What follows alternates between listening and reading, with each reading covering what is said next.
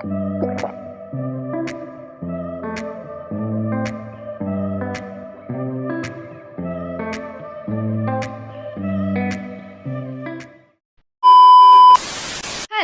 good morning. Welcome and welcome back to my channel. Yellow dress, yellow juice. Yes, your guess is right.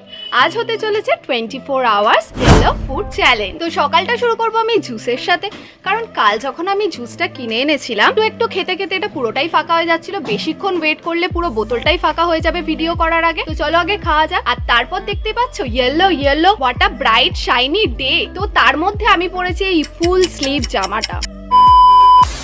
বাইরে তো প্রচন্ড গরম, চলো গলাটাকে তাড়াতাড়ি করে ঠান্ডা করা যাক। তো চলো তাড়াতাড়ি করে ব্রেকফাস্টটা রেডি করা যাক। ব্রেকফাস্টে আমি বানাবো সুইট কর্ন চাট। তো এখানে আমি জল গরম করতে বসিয়েছি আর তাতে দিয়ে দেবো সামান্য নুন। তারপর আমি কর্নগুলো দিয়ে দেবো বয়েল করার জন্য। আর এতে আমি অ্যাড করব সামান্য হলুদ, যাতে কালারটা আরো হলুদ হয়। কর্নগুলো আমি সেদ্ধ করে নিয়েছি। এবার এতে অ্যাড করব সামান্য বিট নুন, তারপর অ্যাড করব সামান্য লাল মির্চ পাউডার, তারপর দেব সামান্য গোলমরিচ গুঁড়ো আর দেব সামান্য চাট মশলা।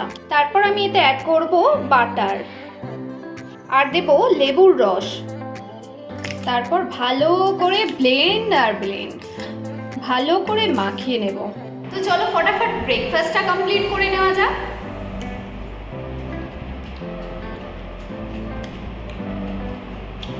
ভালোই হয়েছে। নর্মালি কর্ন খেতে আমার ভালোই লাগে, তার মধ্যে বাটারের ফ্লেভারটা, লেমনের ফ্লেভারটা সব মিলিয়ে দারুণ লাগছে।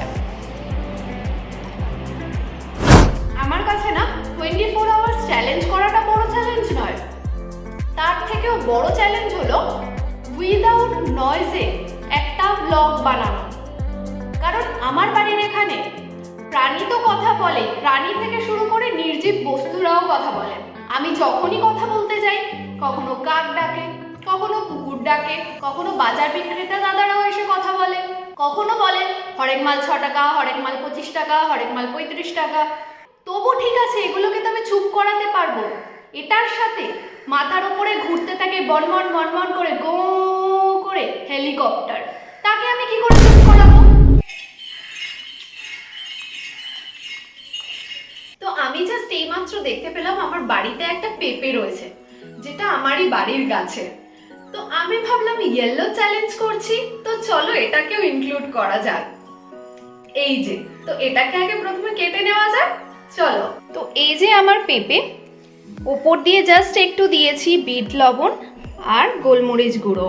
আর আমাদের বাড়ির গাছের পেঁপেগুলো না প্রচন্ড মিষ্টি হয়, মানে মাঝে মাঝে দোকান থেকে কিনে আনলেও এইরকম মিষ্টি পেঁপে তো পাওয়া যায় না। তারপর সামান্য যদি একটু গোলমরিচ গুঁড়ো আর একটু বিট নুন, পুরো জমে যায়, দারুণ লাগে, দারুণ। তারপরে দেখলাম আমাদের এই হলুদ মিষ্টিটা বাড়িতে রয়েছে, চলো এটাকে চটপট করে খেয়ে নেওয়া যাক।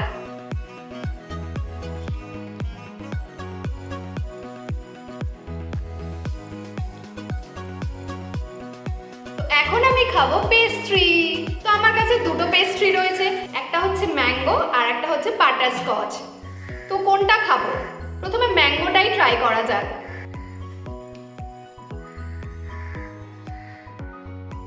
চকলেট পেস্ট্রি ছাড়া আমার সমস্ত পেস্ট্রি ভালো লাগে।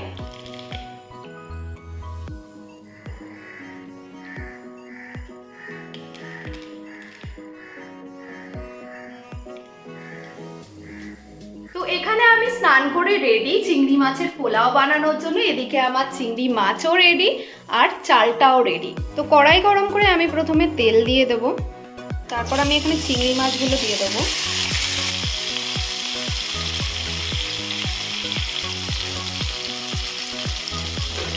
তারপর আমি চিংড়ি মাছগুলো ভেজে তুলে নিয়েছি, আর ওই তেলটার মধ্যে আমি দিয়ে দিয়েছি একটা তেজপাতা, একটা দারচিনি, দুটো এলাচ আর দুটো লবঙ্গ। এর মধ্যে দিয়ে দেবো কুচানো পেঁয়াজ। পেঁয়াজটা ব্রাউন হওয়া পর্যন্ত ভেজে নেব। তারপর এখানে আমি দিয়ে দেবো একটু আদা রসুন বাটা। তারপরে এটার মধ্যে আমি রেগুলারের মশলাগুলো দিয়েছি, যেমন হলুদ গুঁড়ো, কাশ্মীরি লাল মির্চ পাউডার, জিরে গুঁড়ো, ধনে গুঁড়ো। এটার মধ্যে অল্প অল্প করে দুধ দিয়ে এটাকে কষাবো। আবার দুধ দেবো। এটার মধ্যে আমি এবারে নুন দিয়ে দেব আর দিয়ে দেব 2-3টে চিড়ে রাখা কাঁচা লঙ্কা। তো গ্রেভিটা থেকে তেল ছেড়ে দিয়েছে, এবারে আমরা রাইসটা অ্যাড করব। চালটা আমি ধুয়ে জল ঝরিয়ে রেখেছিলাম আধ ঘন্টা মতো। একটু এটা নাড়াচাড়া করে জল অ্যাড করে দেবো। জলটা দিয়ে আমি চাপা দিয়ে দিলাম 10 থেকে 15 মিনিটের জন্য। তারপর আমি এখানে সামান্য চিনি অ্যাড করব আর তার সাথে চিংড়ি মাছগুলো দিয়ে দেবো। হালকা হাতে নাড়িয়ে নেব। তো এই যে আমার চিংড়ি পোলাও রেডি। অনেকটা লেট হয়ে গেছে, চলো তাড়াতাড়ি খেয়ে নিই। তো এই যে আমি প্লেটে নিয়ে নিয়েছি, চলো টেস্ট করে দেখি কেমন হয়েছে। তো চিংড়ি মাছ তার সাথে রাইস, খুব গরম।